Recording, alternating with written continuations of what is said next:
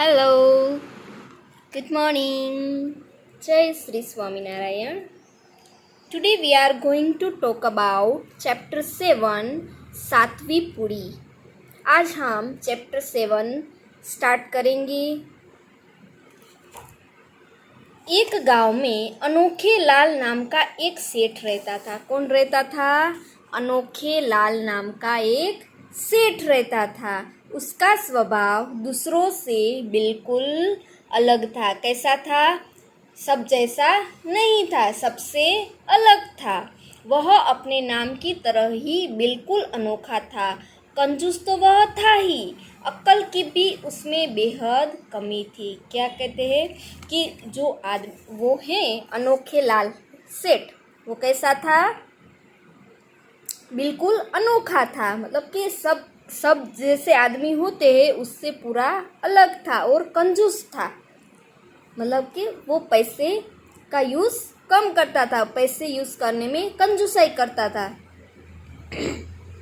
अक्ल की भी तो उसमें बेहद कमी थी. मतलब कि उसमें अक्ल थोड़ी कम थी. पैसे बचाने के लिए उसने कंजूसियत की सभी हदें पार कर दी थी. मतलब कि सभी जगह वो कैसे पैसे बचे ऐसा ही हमेशा सोचा रहता था. मतलब कि सोचता था. एक बार उसे अपने मित्र से मिलने दूसरे गांव जाना पड़ा. कहाँ जाना पड़ा? दूसरे गांव जाना पड़ा. सफ़र काफ़ी लंबा था. अनोखे लाल ने तांगे वाले से वहां तक जाने का किराया पूछा. किराया सुनकर ही उसके होश उठ गए. मतलब कि उसने किराया बताया तो उसके सुनकर होश ही उठ गए. मतलब कि उसको बहुत महंगा लगा. पैसे बचाने के लिए उसने पैदल ही सफ़र करना उचित समझा. क्या किया कि अब मैं कैसे जाऊंगा? पैदल, यानी चलते चलते ही जाऊंगा. क्योंकि वो बहुत ही कंजूस थे. उसको पैसे खर्च करने में बहुत दिल में दर्द होता था. और वो इतने कंजूस थे कि उसने कंजूसियत की सारी हदें पार कर दी थी. वो अपने लिए भी खर्च नहीं करते थे. मतलब कि हम अपने लिए, जैसे हमारी ज़रूरियात तो होती है, जैसे सब चीज़ें हम लेते हैं ना, आप भी लेते होंगे ऐसे. लेकिन ये जो सेठ है वो अपनी चीज़ों के लिए भी पैसे खर्च नहीं कर रहे थे. और कैसे चलने लगे? पैदल ही निकल पड़े.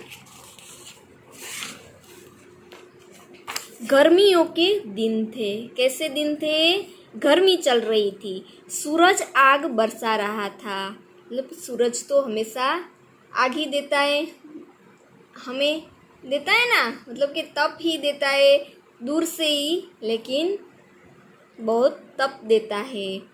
पैदल चलते चलते जल्द ही उसे भूख और प्यास लगने लगी.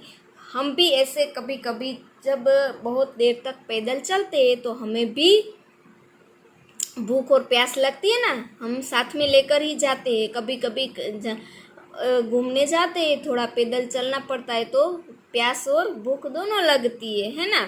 उसने इधर उधर नज़रें दौड़ाई. सड़क से थोड़ी दूरी पर उसे कुछ दुकानें नजर आई. सड़क से थोड़ी दूर थी. वह जल्दी जल्दी उस ओर कदम बढ़ाने लगा. क्योंकि उसे बहुत ही भूख लगी थी, इसीलिए वो जल्दी जल्दी कदम दौड़ाने लगा. मतलब कि जल्दी जल्दी चलने लगा. हमको भी हमारे साथ भी ऐसा कभी कभी होता है ना. आपको भी पता होगा कि जब हमें बहुत बहुत भूख लगती है तब हम दौड़ते दौड़ते मम्मी के पास जाते हैं. आप जाते हैं ना कि मम्मी मुझे बहुत भूख लगी है, मुझे खाना दो. ऐसे ही वो जल्दी जल्दी दुकान के पास गए.